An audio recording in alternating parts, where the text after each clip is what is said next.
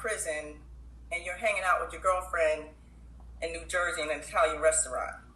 You start throwing stuff around. She was like, you knock stuff down, and she didn't say stuff. And so we talked, and then Demo Chicks was born.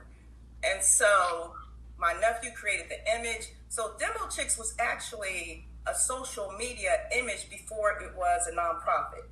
When I talked to people about it, they got excited, and I would show the image on my phone, and they just loved it. So we had two images. We had the young image and then me, and everyone chose the young image. So that's how it was born. I mean, that's the short version of the story.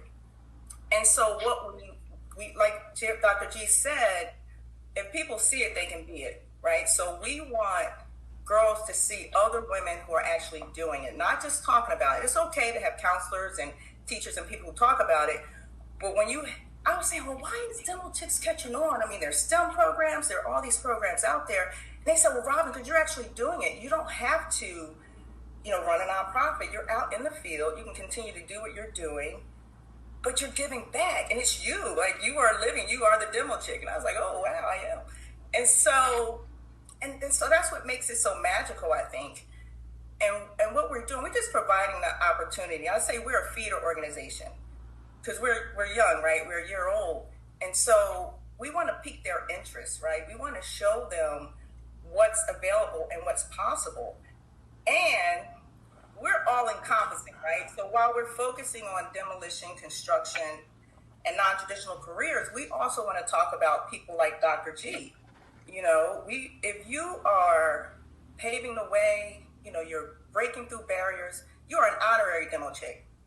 So we're just empowering women as a whole. And last year, Dr. G was one of our honorees. I celebrated 10 years in business, and we officially launched Demo Chicks on August 17th.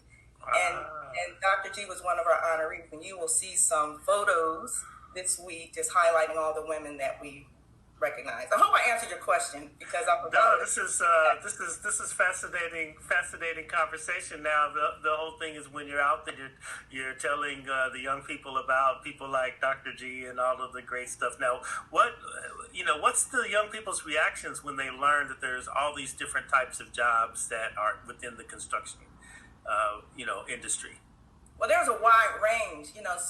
Some say, I can knock stuff down. I want to do that. Or some of their parents say, this girl got a lot of energy. She needs to knock something down. But I think it gives them hope. Right? It gives them hope. Mia Hernandez, who was one of our scholarship recipients, first year nonprofit, we gave out 5 scholarships.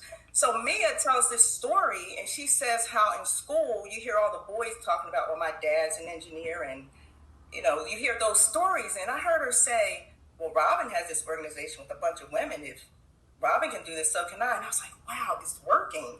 So that's what you get. It's resonating with them, and they get excited about it, the possibilities. But not everybody wants to be out in the field. So I know Dr. G is one of the few Black women who's the vice president of a major construction company.